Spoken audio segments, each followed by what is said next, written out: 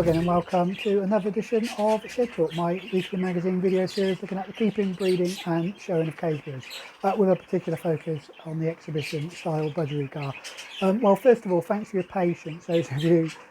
Last week we had a little bit of a disaster with the IT system that I use when I'm editing these videos, and so I lost basically the computer decided it no longer wanted to work, and I lost a whole load of files and I lost my editing software, so I had to do some quick rejinking, and I did manage to get the video out on time. It wasn't quite as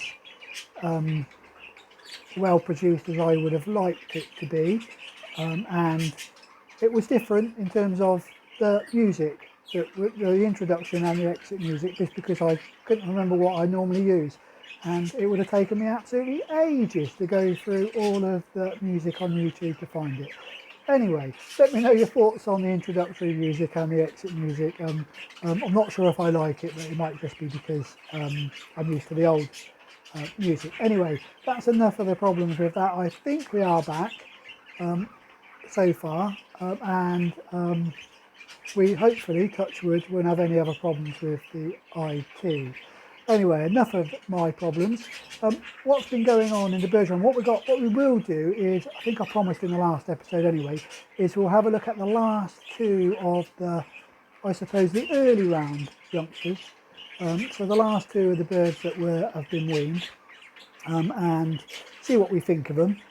And I also want to have a very quick, probably putting myself in a bit of the lion's den here, but I want to have a little talk about the new rules that, I say new, they've been in place since October, but some of the changes that DEFRA have made over here in the UK to for us who keep birds, for us who show birds, and for people like myself who are show managers, about the things that we now have to do, and my just general thoughts on what that means. And if we've got time at the end, we will have a look at an update on some of the main changes that have gone on in the budgerigar breeding cages. But before we have a look at the two birds, another quick mention that I am really busy over towards the end of this week, and certainly for most of next week. So I do apologise in advance if the videos are slightly shorter than you would normally expect. But there you go, that's the way, you know, work takes priority, doesn't it, over the pleasure of making these videos. Right, let's have a look at the first two birds then. This is the youngster out of cage number 2, so off of the sky blue cinnamon and the dark green. It's going to be a light green, I think, a normal light green. Going to be a cockbird, and therefore will be split for cinnamon. Not a lot really to say about this bird. It's nothing to write home about, is it? It's got no real, I suppose if I was looking at redeeming features, it's got a nice longish mask, and it is also a fairly longish bird for its age, so it is quite a tall bird, but other than that, no real width, nothing about the head other than the mask, as I say, and I don't know, probably not going to be a keeper. It will really depend on what else we've got in the rebreed this year. Like I say, nothing particularly special about this bird. It's not too flappy about being in the show cage, which may again be a slightly redeeming feature, but I don't think it's got anything other than the mask and the fact that it's quite quickly settled in the show cage.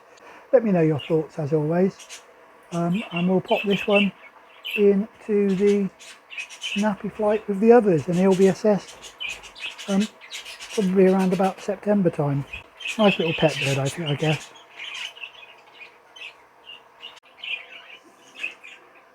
So this bird here is the youngster that we got out of cage number 5, so off of the Ino hen, so the Lutino hen.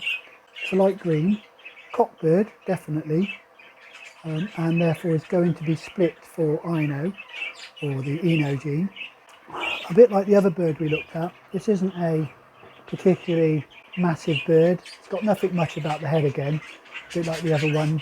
Still got a little bit of mask on it, but not much. It is quite broad across the shoulder. As I say, nothing particular about this bird other than the fact that it's split. So I will need to keep an eye on all of the splits just to see how they get on. Yeah, just to see how the splits get on generally. Which are the best ones, because I think I'll only probably keep one or two of the best split, unless I've got more than that outstanding birds, which I don't think I'm going to have looking at this particular bird.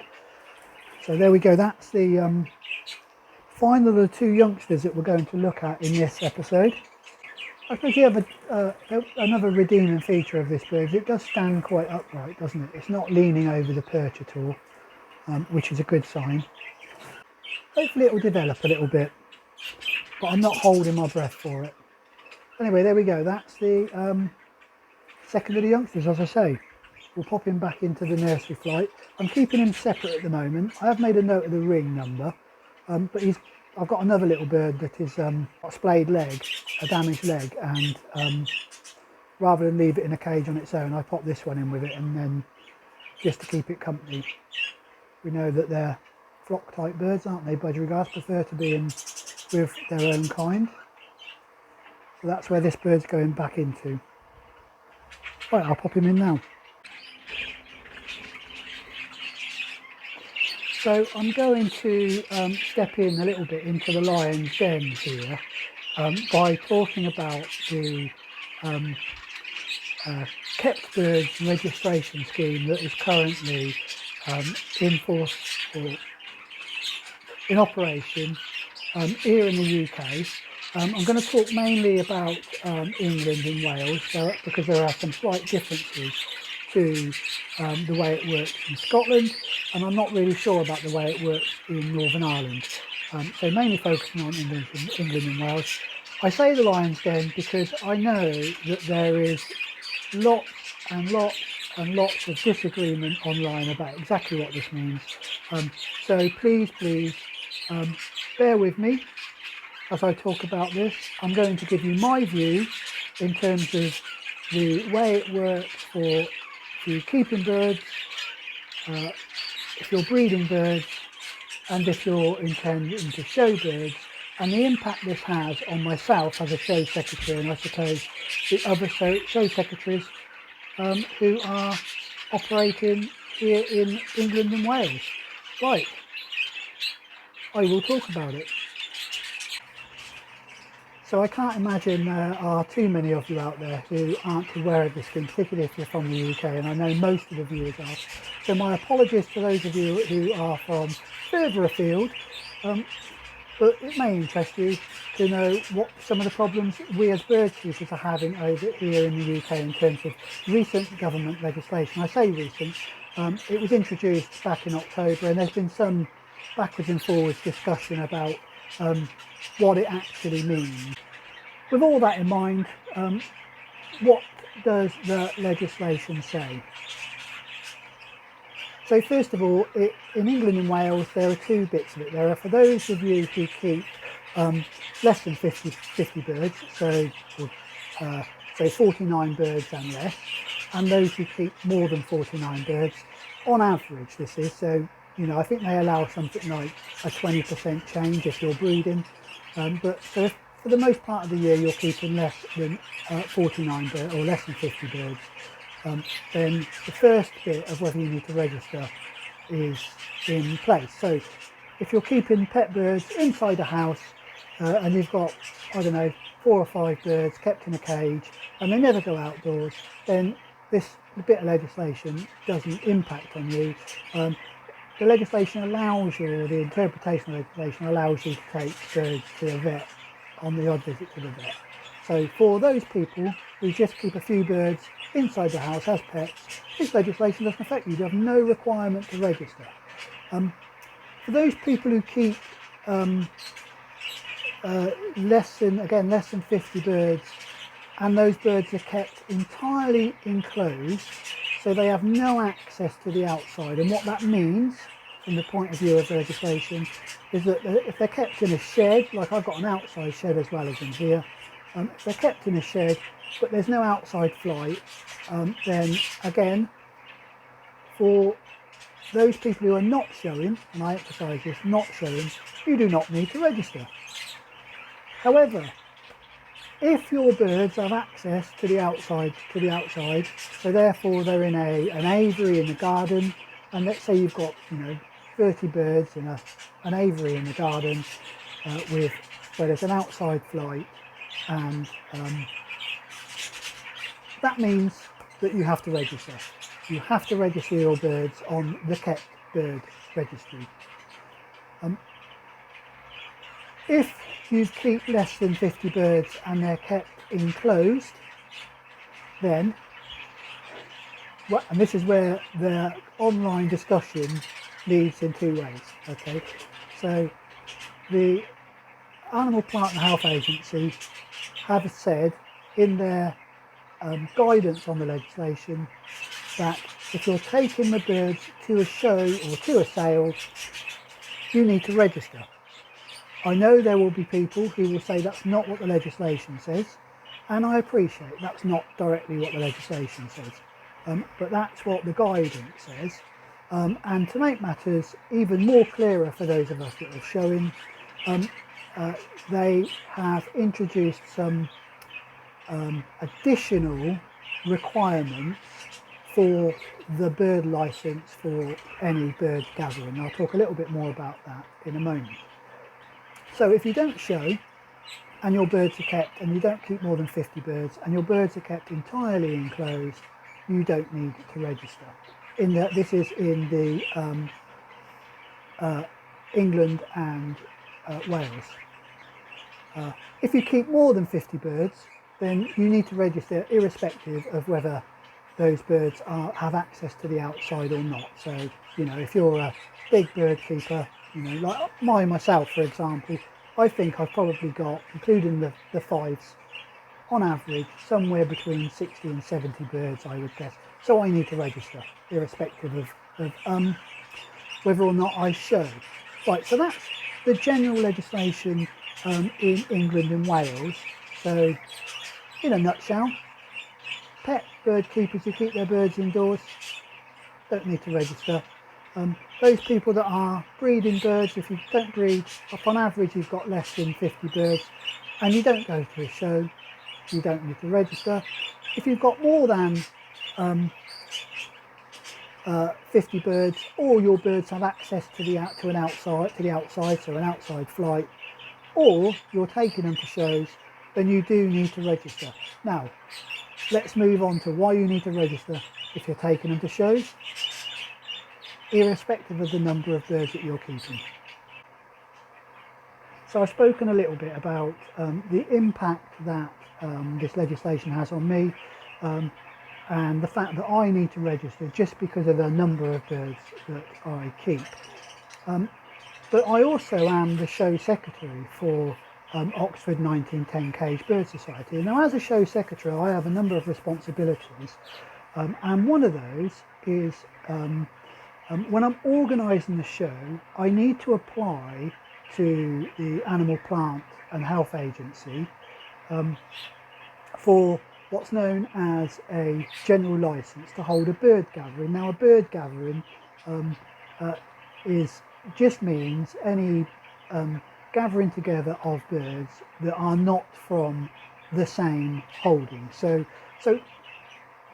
for example, what wouldn't count as a bird gathering is a few years back I took a number of my birds along to the local primary school to talk a little bit about budgerigars to the kids there, and about the way the colours work in budgerigars. It was all very interesting, a little bit beyond most of them, I think, but it was interesting. They were doing a little bit about I think about Darwin and evolution and that sort of stuff. Anyway, as all the birds that I took there, I took about, I don't know, 15 birds along there, but they were all from my own shed. So had the general license been in place then, I wouldn't have needed to, or it was in place, but I didn't need to apply for a license because they were all from my own shed. Hope that makes sense. Now, had let's say we were going to a fete or something, and as a caged bird society we wanted to take along a number of different birds, and some birds that I didn't keep, and they all came, so I took some from my shed and some from somebody else's shed. Then in that case I would have to apply for a general license for a bird gathering, because they're not all from my shed. I'm sure that makes sense to most of you. So therefore things like shows and sales events and that sort of thing, we do need to apply for a general license, because it's classed as a bird gathering, because clearly they're coming from various locations. Now, as the show secretary, I apply for the license, and I agree to make sure that the all the stipulations within that license are abided by. Like I say, I as the show secretary need to make sure I comply with that license. If I don't, and there are checks, then I am the one that would be fined. So, you know, the DEFRA could come down, or I think it's the local authority who would tend to come and check that I'm complying with the license. And if they find that I'm not complying with the license, then I could be fined, or even, I think, even imprisoned, I think it says. So, you know, or down to this. So if you're a show secretary out there, you need to comply with the license. Now, the license recently changed, and actually it changed the evening before my last show. Now, the fact that it changed the evening before means I needed to comply with the new license for the show the day after. I couldn't say, oh, I didn't know, because as the show secretary, I'm supposed to check, and unfortunately I did. I checked the night before, and I actually went to check whether there was any changes to the restrictions on bird gatherings due to bird flu. So what does that change, and how does that impact on the requirement for people to register? Well, the change in the license says that those organising the bird gathering, show secretary in most cases, that's me, so the person who applied for the license, those organising the bird gathering need to ensure that anyone attending the gathering has registered with the kept bird, registered on the kept bird registry for England and Wales. Slightly different in Scotland, as I say, but for England and Wales. And in order to make sure that they have done that, they need to provide me with proof. So generally what this means is they need to give me their registration number. Now, when you register with on the kept bird license, you get what's known as a CPH number. I think it stands for County Parish Holding Number, I think. So you get this number, and I need to make sure that anybody coming into the show has to provide me with that number. Now, this is where the online discussion goes, is that some people will say, and I'm not disagreeing with them, it's their interpretation of the legislation, some people will say that if they keep less than 50 birds and they're all undercover, they don't need to register.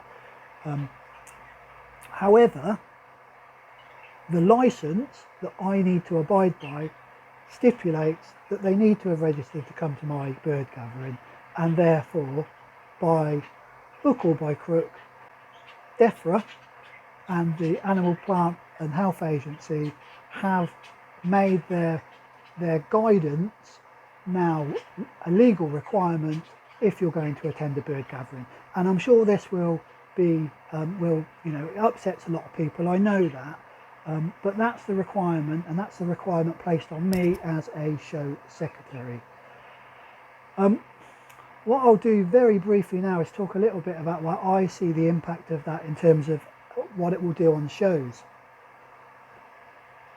Well, I was very fortunate in that at Oxford 1910 a decision had already been made that people needed to demonstrate that they were registered. So all of those people that were attending already knew this, and so I have some idea from that show, as they already knew they needed to register, how many people would not or have not turned up purely because I was stipulating that they needed to register, and what the impact on that show would be. I am rather pleased to say, and this is just, you know, early days, very early days, I am pleased to say the impact was negligible.